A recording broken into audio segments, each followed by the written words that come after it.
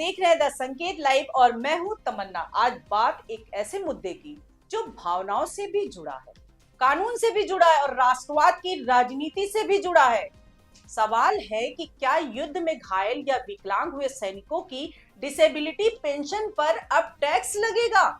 क्या मोदी सरकार ने ऐसा कोई फैसला लिया है जिसने विकलांग सैनिक दो श्रेणियों में बंट जाए? और अगर हाँ, तो इसके पीछे तर्क क्या है और विरोध क्यों हो रहा है? आइए पूरी कहानी विस्तार से समझते हैं। दरअसल बजट 2026 के साथ पेश किए गए फाइनेंस बिल 2026 में डिसेबिलिटी पेंशन से जुड़े प्रावधानों में बदलाव किया गया है।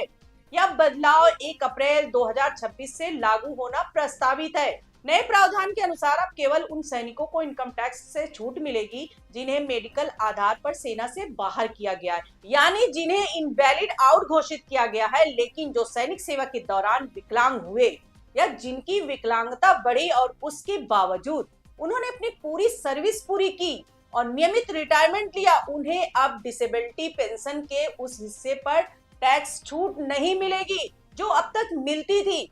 यही वह बिंदु है जिस पर विवाद खड़ा हो गया है। पहले समझते हैं कि डिसेबिलिटी पेंशन होती क्या है। डिसेबिलिटी पेंशन उन सैनिकों को दी जाती है जिन्हें ड्यूटी के दौरान चोट लगी हो या जिनकी कोई मेडिकल कंडीशन सर्विस के कारण बढ़ी हो। इस पेंशन के दो हिस्से होते हैं। पहला सर्विस एलिमेंट जो सेवा की अवधि के आधार पर तय होता है और दूसरा डिसेबिलिटी एलिमेंट जो मेडिकल बोर्ड द्वारा तय किए गए विकलांगता के प्रतिशत के आधार पर तय होता है। अब तक परंपरागत रूप से इस डिसेबिलिटी पेंशन पर टैक्स नहीं लगता था।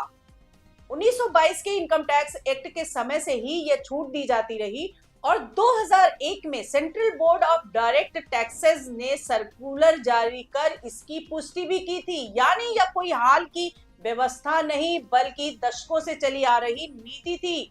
2019 में इनकम टैक्स विभाग ने एक सर्कुलर जारी कर उन सैनिकों के लिए छूट वापस लेने की कोशिश की थी जो इनवैलिड आउट नहीं हुए थे, लेकिन 2021 में सुप्रीम कोर्ट ने इस पर रोक लगा दी और कहा कि लंबे समय से चली आ रही प्रैक्टिस को केवल एक सर्कुलर को से खत्म नहीं किया जा सकता।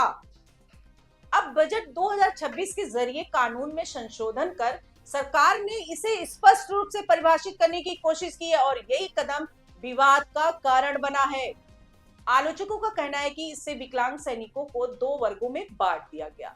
एक वे जिन्हें मेडिकल आधार पर सेवा से बाहर किया गया और दूसरा वे जिन्होंने चोट या विकलांगता के बावजूद सेवा जारी रखी और समय पर रिटायर हुए।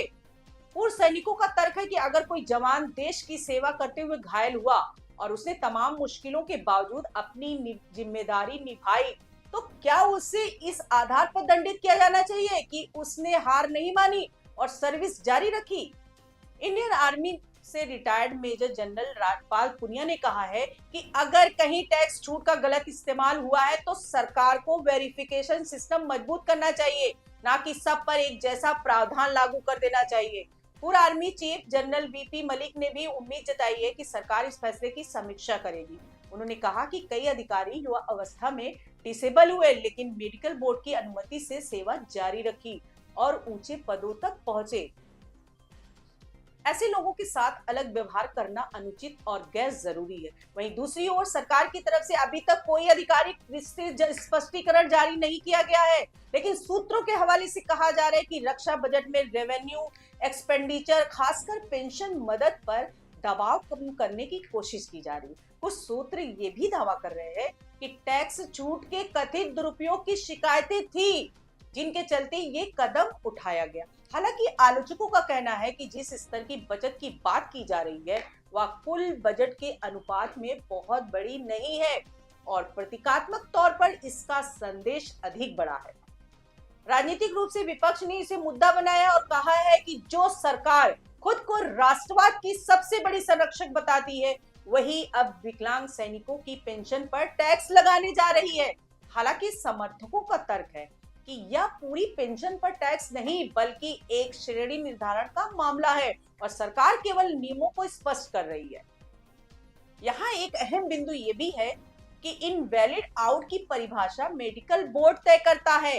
अगर कोई सैनिक स्थायी रूप से अनफिट घोषित होता है तो उसे सेवा से बाहर किया जाता है, लेकिन कई मामलों में सैनिक आंशिक विकलांगता के बावजूद सीमित भूमिकाओं में सेवा जारी रख सकते हैं। ऐसे में सवाल उठता है कि क्या दोनों स्थितियों को समान माना जाना चाहिए या अलग अलग। सरकार ने फिलहाल दूसरी राह चुनी हुई है, लेकिन यह बहस अभी खत्म नहीं हुई है। कई पूर्व सैनिक संगठनों ने रक्षा मंत्रालय और वित्त मंत्रालय को पत्र लिखकर इस निर्णय पर पुनर्विचार की मांग भी की है। आने वाले समय में यह देखना होगा कि क्या सरकार इस पर स्पष्टीकरण देती है या संशोधन लाती है, क्योंकि मामला केवल टैक्स नीति का नहीं बल्कि उस भावनात्मक और नैतिक विमर्श का भी है जिसमें सैनिकों के सम्मान और राज की जिम्मेदारी की बात भी शामिल है। फिलहाल स्थिति यही है कि 1 अप्रैल 2026 से लागू होने वाले प्रावधान के तहत केवल मेडिकल आधार पर सेवा से बाहर किए गए सैनिकों को ही डिसेबिलिटी पेंशन पर पूर्ण टैक्स छूट मिलेगी, जबकि अन्य मामलों में टैक्स देनदारी लागू हो सकती है। यह मुद्दा संवेदनशील है और अंतिम तस्वीर तब साफ होगी जब सरकार आधिकारिक रूप से विस्तृत दिशा निर्देश जारी करेगी। आप इस फैसले को कैसे देखते हैं? क्या यह वित्तीय अनुशासन का कदम है या संवेदनहीनता नीति? अपनी राय कमेंट में जरूर बताइए। आज के लिए इतना ही। नमस्कार।